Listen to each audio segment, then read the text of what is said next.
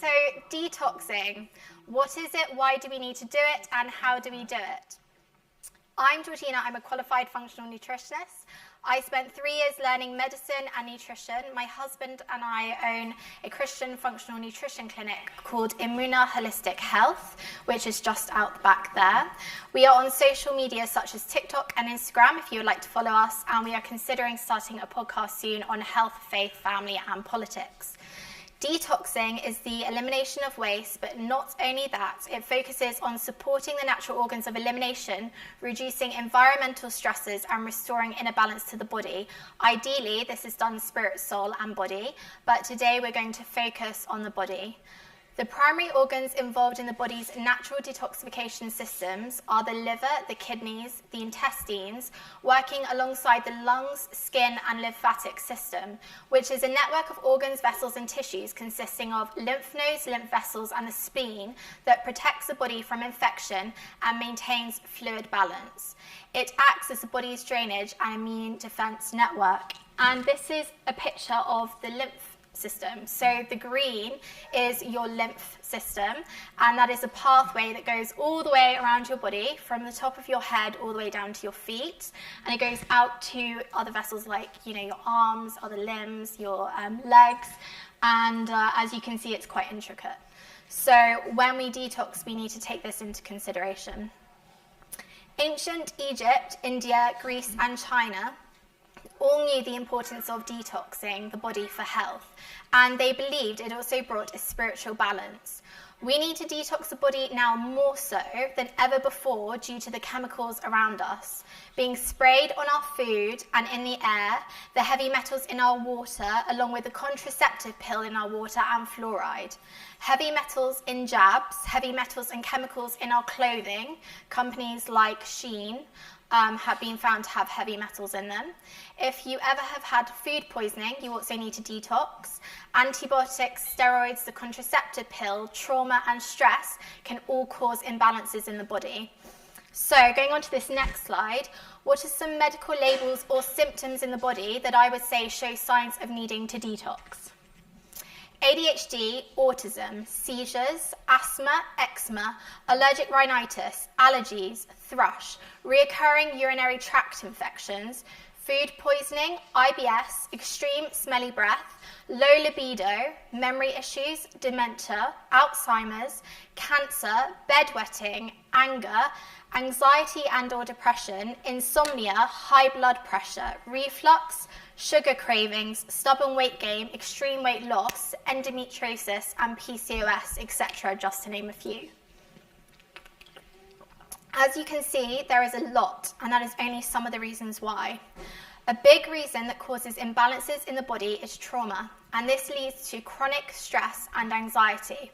It is my personal belief that a broken spirit can affect the body and allow for parasites. The topic of cancer, for example, sometimes it is parasites due to toxins that have been internalized into the body, and sometimes it has a deeper emotional root. In some cases of cancer, I believe that the individual needs to pray and for healing, and they also need healing from trauma, and alongside that, they need to detox the body from parasites. Proverbs 17:22 says, "A joyful and happy heart acts as good medicine, but a broken and weary spirit drains physical strength and dries up the bones." Dries up the bones mentioned here is actually talking about the bone marrow. Bone marrow creates the white blood cells and stem cells. Chronic stress and despair raise cortisol, the stress hormone, which suppresses the immune system function and weakens overall vitality originating from the bone marrow. This is the reason I believe that a broken and weary spirit can affect the physical body by allowing parasites. I'm also not saying that you have to have a spiritual issue in order to have parasites or heavy metals, but it can sometimes be the case in my opinion. How to detox? There is so much conflicting information. I'm going to share what I would personally do and what I recommend my clients do when detoxing. Firstly, minerals to the body are what spark plugs are to a car. A body can only detox as effectively as it is fueled and how well minerals are balanced in the body. This makes the body feel safe by receiving everything it needs to function and to let go of those toxins. Physically, minerals and the nervous system are foundational to health. Minerals directly affect the thyroid, and the thyroid is the motor of the body, which is around here. Adrenals and the thyroid massively affect hormones, including fertility. The best way to see your mineral status is via a hair tissue mineral analysis, otherwise known as an HTMA test. An HTMA test goes back as far as 3 months in your hair. It can show the balance of minerals, what is depleted, what is elevated. It can also show heavy metals too. From this, we can see if someone is stressed, struggling to detox, has too much of a hormone in their body, has fertility issues, thyroid issues, adrenal issues, are inflamed, or have metabolism issues and or gut issues. This is an example of an HTMA test.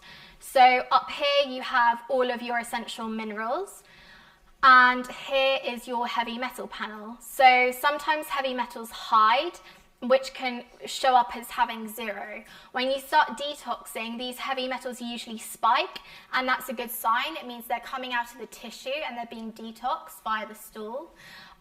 So when you see 0, that's not always a good sign. You want to see 0 after you see them elevated. This is the softer metals that aren't always toxic, but they can be elevated, and they work corresponding with the mineral levels here. And then over here we have ratios. So this is where you can see if someone's really stressed and what's going on with their body. So it's quite comprehensive, and it's also one of the cheapest functional tests you can have done. Secondly, a detox should focus on the liver, the gut/bowel, as well as the lymphatic system. Make sure before you start any detox that you are properly emptying your bowels at least twice daily, so that you know toxins are being released and are not being kept inside the body recirculating around. You need a minimum of 2 proper stools daily. Digestion and any detox involves the liver, the gut, to absorb nutrients, filter waste and expel waste, including parasites, heavy metals, and excess fungal from the body. There are 3 main areas that need support, and a lot of people do not have good function in these areas. Once your bowels are moving regularly, you need to be sure that any detox supports your stomach acid and bile production. A lot of people, including those with reflux, are not making strong enough stomach acid, known as hydrochloric acid, aka HCl. It should be as strong as a car battery acid. This matters because food cannot be broken down properly without it. HCl is made from parietal cells in the stomach and causes chyme to become acid, which is the fluid or partially digestive fluid, gastric juices that include digestive enzymes. The chyme from the HCl in the stomach then reaches the duodenum, aka the first part of the small intestine, immediately below the stomach. It then stimulates the secretion of CCK, which triggers bile stored in the gallbladder, made by the liver and pancreatic enzyme secretion. If stools float at the top of the water regularly when you go to the loo, that could be a sign that there is bile issues. Bile breaks down fats, absorbs nutrients, and removes waste. Bile is antimicrobial and keeps the bacteria in check in the small intestine. A lack of it can be an issue for gut bacteria balancing. When there is not enough HCl, bile secretion or pancreatic enzymes, not only can toxins, bile secretion or pancreatic enzymes, when there is not enough HCl, struggle to expel toxins properly in the stool. But it can also cause something called putrefaction in the body, which is essentially rotting food in the body that can cause foul-smelling flatulence, which is common with IBS sufferers. This can lead to things like leaky gut, which leads to autoimmune issues. And when this has been going on long-term, unaddressed, the end result is that it can lead to colorectal cancer. Apart from detoxing, if someone has those digestive issues, you can support with certain supplements and stop the putrefaction, and then aim to restore the gut. A detox that simply focuses on the gut without looking at the aspects that start before the food reaches the large intestine, or how to support the liver to detox, will be ineffective at best. A longer detox that isn't a 3-day juice detox or a fasting detox should be supported by a healthy whole foods diet and, in my opinion, an ancestral diet.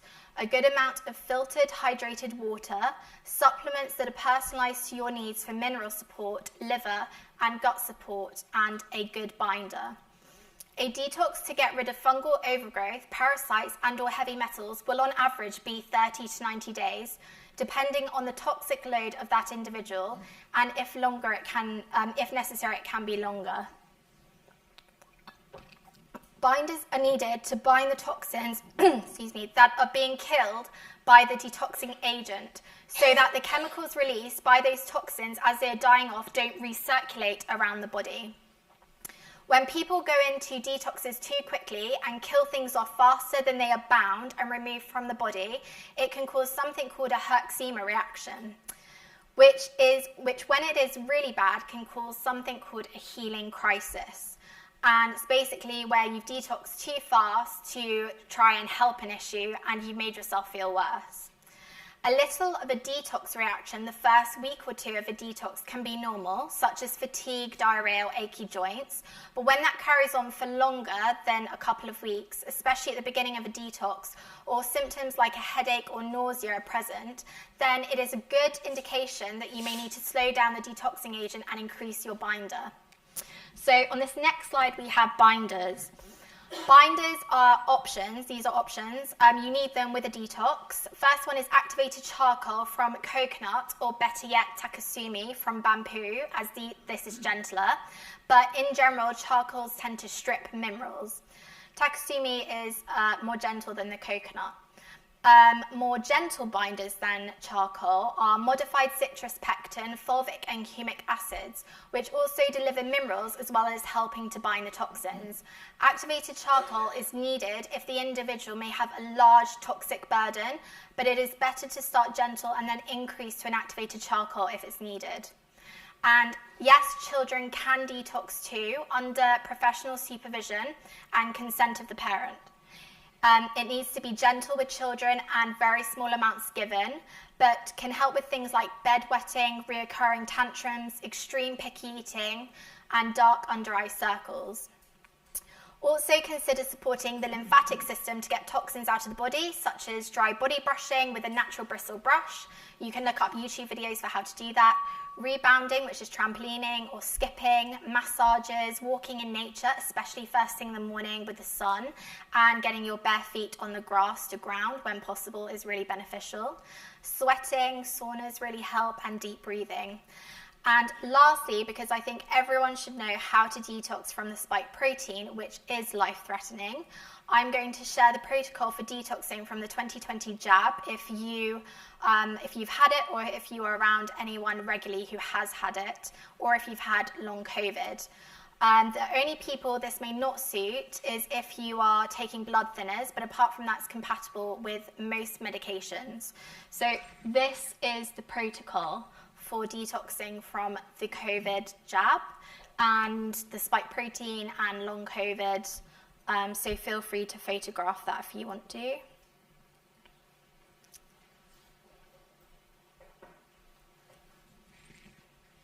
And that's the end of my talk. If you have any questions, feel free to... Yeah, sure. I'll go back to the previous slide.